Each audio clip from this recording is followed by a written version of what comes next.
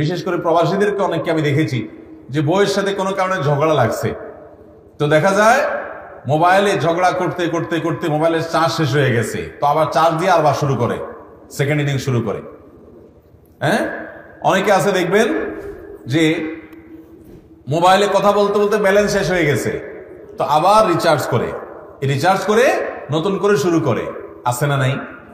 এই অতিরিক্ত মোবাইলে কথা, বিশেষ করে যখন কথা বেলাইনে চলে যাবে, বুঝা যাবে এখন ঝগড়াঝাড়ির দিকে যেতে যাচ্ছে, তখন ইমানদারের চরিত্র হবে কথা বন্ধ করে ফেলা। কারণ নবী করিম সাল্লাল্লাহু আলাইহি ওয়াসাল্লাম একটা হাদিস আপনারা শুনেছেন, তিনি বলেছেন আনা যাইমুন বিবাইতিন ফি রাবাদিল জান্নাহ লিমান তারাকাল মিরা ওয়া ইন কানা মুহিক্কা। যে ব্যক্তি ঝগড়াঝাটি এড়ানোর চেষ্টা করে, যদিও সে সত্যের উপরে থাকে, এই ব্যক্তির জন্য জান্নাতে একটা প্রাসাদের দায়িত্ব আমি নিলাম। তাহলে ভাইরা আমার, যখন দেখা যাবে যে মোবাইলে না, এখন স্ত্রীর সাথে হোক, স্বামীর সাথে হোক, বন্ধু বান্ধবের সাথে হোক, কলিগের সাথে হোক, যে কারোর সাথে হোক, মনে হচ্ছে এখন কথা বেলানের দিকে যাবে, তাইলে বরং কথা বন্ধ, এখন ভাই পরে কথা হবে, ঠিক আছে রাখি, 2-4 দিন কাটায় দেন, দেখবেন অটোমেটিকলি আপনার ভিতরে ব্যালেন্স চলে আসছে।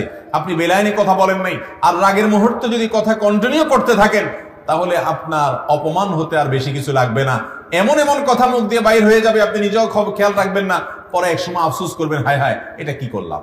এজন্য ভাইরা আমার, মোবাইলে কথা বলার আদব হলো প্রয়োজনীয় কথা বলা, অপ্রয়োজনীয় কথা না বলা, অতিরিক্ত সময় কথা বলতে গিয়ে অর্থ সময় এগুলোর অপচয় না করা।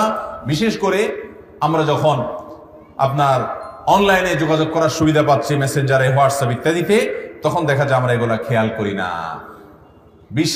আরো বিশেষ করে যখন ঝগড়াঝাটি বা একটু কথা বেলাইনে যাচ্ছে মনে হবে, তখন কথা সংক্ষেপ করে ফেলতে হবে, যার কোনো কথা নেই, সাক্ষাতে কথা হবে বা পরে কথা হবে। মোবাইল এটা ব্যবহার করে দেখবেন যে কত ঝগড়াঝাটি, কত গন্ডগোল ফাসাদ, এটা ডাইরেক্টও হয়, মোবাইলে শুধু হয় তা নয়, কিন্তু মোবাইলে দেখা যায় এগুলো যখন হয় তখন আমাদের সময়, অর্থ, অনেক কিছুর অপচয় একসাথে হয়। বিধায় মিতব্যয়ী হতে হবে, এটা আরেকটি আদব।